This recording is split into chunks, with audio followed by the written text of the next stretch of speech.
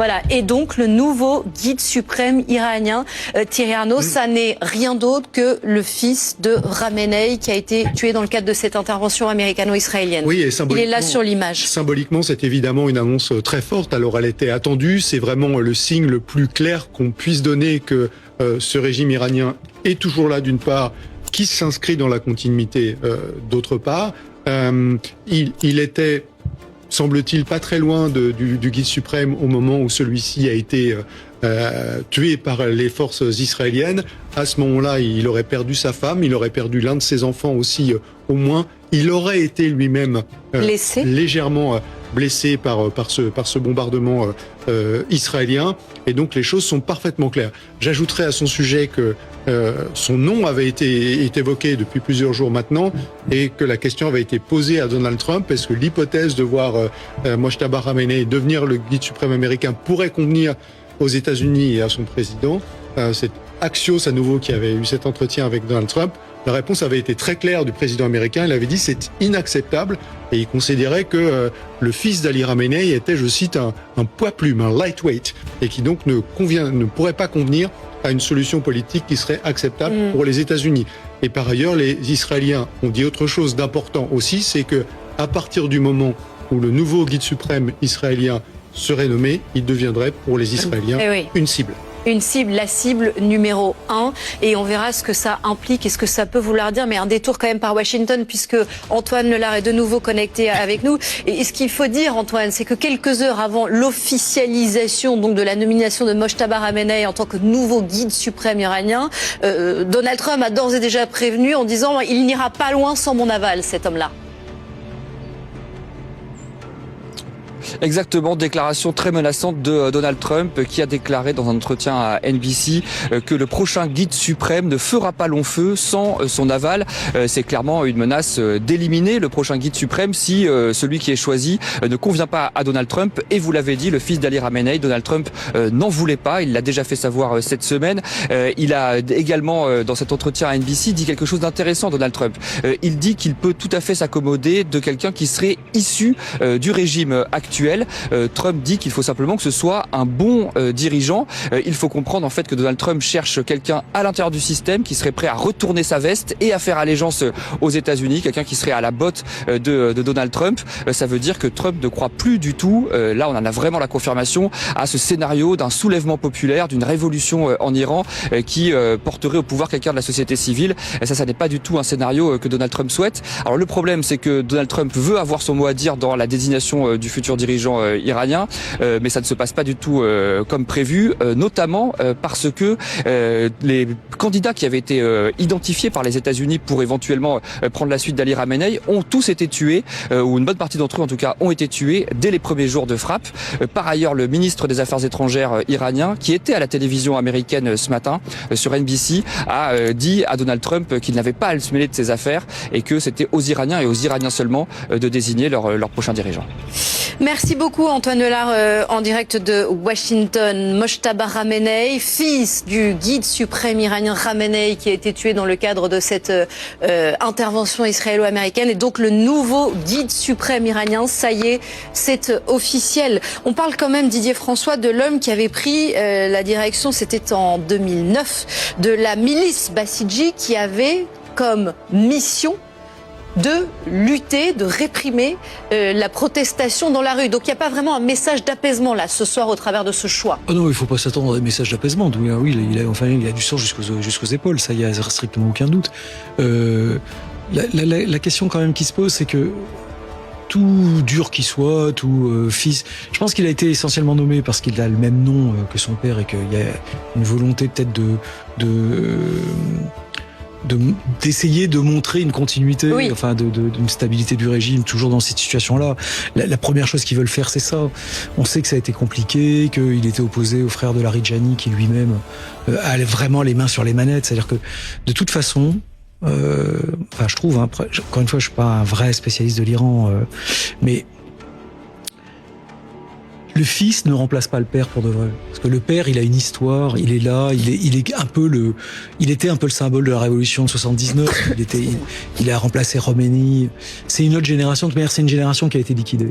Donc celui qui arrive, même si c'est son fils, même s'il porte le même nom, c'est pas la même génération. Religieusement, il a pas le même grade.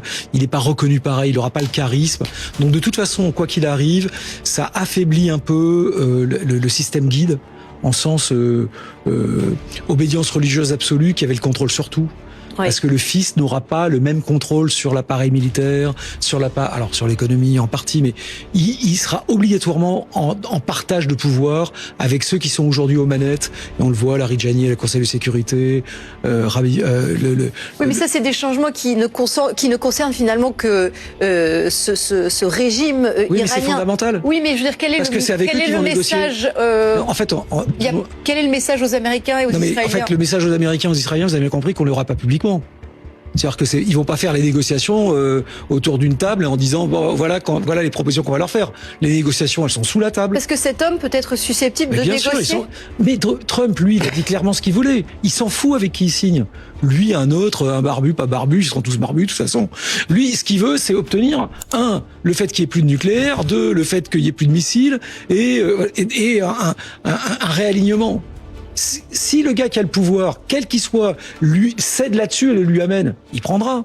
Qu'est-ce qu'il en a à faire, qui s'appelle Larijani, Khalibaf, les Américains, excusez-moi, dans les années 80 négocient avec Khomeini.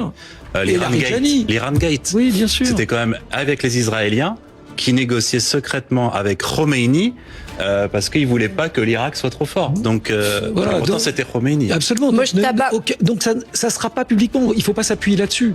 Si ils peuvent parfaitement être déjà en train de discuter derrière, sans que et je peux vous dire, même le jour où il y aura un accord, ils diront tous on a gagné. Nous on est encore là, l'autre dira ça y est j'ai plus le nucléaire, et ils diront on a gardé le pouvoir, même si le pouvoir a évolué. En fait, ce qu'ils veulent, c'est changer les rapports de force stratégiques dans la région. C'est pas le régime en soi. Mais donc, pour être bien clair, ce qu'il faut expliquer, c'est que vous nous dites que ce Mojtaba, deuxième fils d'Ali Khamenei, pourrait être potentiellement l'homme qui conviendrait à Donald Trump. Il n'y a aucun homme qui conviendrait. C'est pas un problème. Est-ce qu'un homme convient à Donald Trump? C'est est-ce que l'équipe au pouvoir aujourd'hui, celle qui n'a pas été décapitée, ce qui reste en dessous, les Larijani, les Khalibaf, le Arachi, le patron le ministère des Affaires étrangères, le président du Parlement qui est aussi enfin voilà, tous ces gens, le responsable comment il s'appelle, le responsable de la justice. Est-ce que ces gars-là, pour sauver leur peau et le fait de rester au pouvoir et la main sur le business, etc., sont prêts ou pas à signer un deal avec les Américains et les Israéliens en disant on arrête le nucléaire et on arrête les missiles. C'est ça le sujet. Après, si c'est ceux-là qui le font, ils prendront. Ils vont pas s'embêter. Qu'est-ce qu'ils vont aller s'embêter? Les gars, ils sont aux manettes, ils contrôlent tout. Si demain ils signent en bas du papier et qu'il y a des contrôles qui font revenir la IEA, ils signeront avec eux. Ils ont pas leur objectif dans la vie, comme l'a dit Trump, c'est pas de faire la démocratie en Iran. Et enfin, ils vont pas faire l'huile debout. C'est pas leur sujet. Siavosh Ghazi, le correspondant de France 24 et RFI à Téhéran, est évidemment de nouveau connecté avec nous pour revenir donc sur cette information importante de la soirée. Mojtaba Khamenei, deuxième fils d'Ali Khamenei, est donc nommé nouveau guide suprême iranien. Siavosh, qu'est-ce que vous pouvez nous dire de lui et est-ce que ça suscite des réactions sur place?